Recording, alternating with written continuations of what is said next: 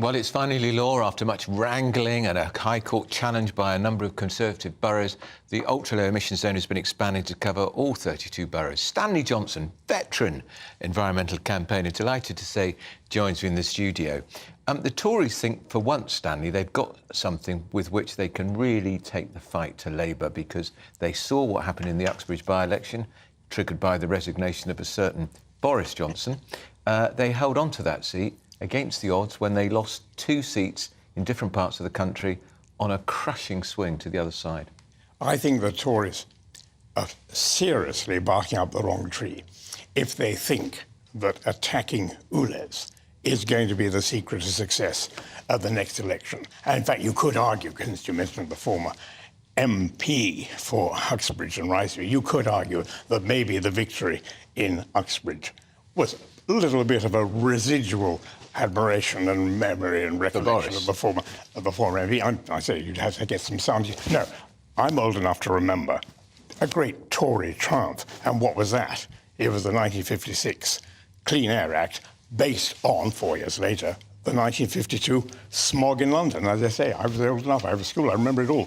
Now, it would be really, really crazy for the Conservatives to say, OK, for electoral gain, we are going to dump quite a lot of our environmental policies, including this today, for me, is a moment of great rejoicing. Instead of saying this expanded ULEZ zone is the largest charging zone, why don't call it the largest anti-pollution exercise? And we are still way above WHO guidelines for air pollution, and we really are. So yes, we've had huge improvements, your correspondents have pointed that out, in air quality over the last decades in London. But there's a long, long way to go, and this charge, this policy, is absolutely vital, and the Tories will be betraying themselves, betraying their own environmental record if they dump it. But I'm not a scientist, Stanley, but there is increasing evidence that a lot of the pollution that's caused by cars isn't coming out of the exhaust pipe. It's coming from the vehicle tyre. It's coming from the particle pollution thrown up by the tyre, much more so than what's coming out of the exhaust pipe. So aren't we looking in the wrong place? Well, some of the particles are also coming out of the exhaust pipe. I mean, that's the 2.5 ppm, or whatever it is, the particle pollution. But we have to look at all aspects of that. And in fact, there's an argument that the sheer weight of the new vehicles is one of the problems as well, in terms of road damage and so on.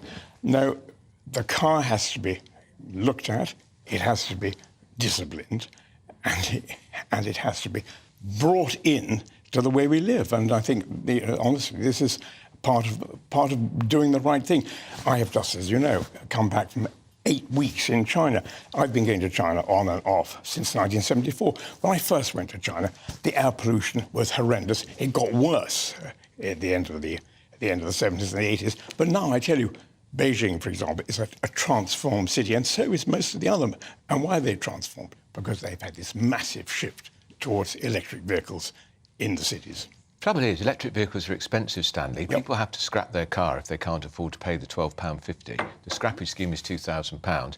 You put that towards a new car. Well, a new car, if you're going to buy a new one, £30,000. I talked to some van drivers, a business I talked to for a piece I did in the Mail on Saturday. Yes. He has a wholesale grocery business, 5 vans, 3 he has to replace at a cost of £100,000. He's 65, doesn't want that level of debt. He's closed the business down. That's heartbreaking. Fine, a 56-year-old business. But you're barking up the right tree there in your comments. And yes, there is a case for helping people at the margin who do have the kind of situation you describe. But actually, if you look at the number of cars which are non-compliant, it is a very, very small number, relatively speaking. And we're going back, I think it's 2005 for petrol vehicles, it's 2016 for diesel vehicles. So yes, what the government, and in this case what the local government, as TfL, ought to be doing is really looking again at some of its compensation schemes, the scrapping scheme, the schemes for alternative systems. I think one of the schemes you can get is, yes, you get money, but you also get, transport passes and so on. There must be a lot more cars who are not compliant, Stanley, because the projections in his own financial report to City Hall by the Mayor Sadiq Khan in 2005, the ULEZ will be bringing £1.1 billion in revenue. That includes the fines, of course, which are £180, not 90, £180 unless you pay up in 14 days. Well, of course, now you do raise an intriguing point. I've been rather singing the praises of the mayor and warning against the Tory mayoral candidate making this her main plank. But you of course, are right to say, was there more in this than meets the eye? Was Sadiq Khan sort of running out of money? And did he think this was a useful measure? Well, who can say? Yeah. Why couldn't you persuade Boris to run again as mayor? He walked it last time, he won it twice, he'd walk it again against Sadiq Khan, and he'd do it on a platform you wouldn't approve of course. It would be, he would scrap the expansion of ultra-low emission zone on day one. I very much doubt if he'd do that. He could relaunch his political career. I doubt he would do that. I mean, my recollection is that it was as mayor of London, he brought in... the first stage, but he opposes the expansion. The first stage of ULEZ. I haven't had a chance to talk to him enough on this one. I would hope to persuade him that in the long run, reducing air pollution is an absolute priority. Of course, you see the figures. It's very difficult to pin down how many deaths and years lost through air pollution. It seems to vary between 4,000 a year to 40,000 a year. You can't pin it down, but nonetheless, look at in the broad. What we're doing today is a matter of rejoicing. Is your car ULEZ friendly? Well, as a matter of fact, it is. And even my old one, which was a 2005 Subaru Forester, was actually amazingly ULEZ friendly, and the new one will be too. Do you think, just finally, I talk to Labour about this a lot and they're very nervous about it, very anxious about it because of what happened in the by-election, and they say they think it will be like the congestion charge once it settles down. I'm not so sure they're right, because £12.50 a day, every day of the week, is a lot of money if you're on a fixed income. Yep. And also if you're running a small business and you need a van or a lorry.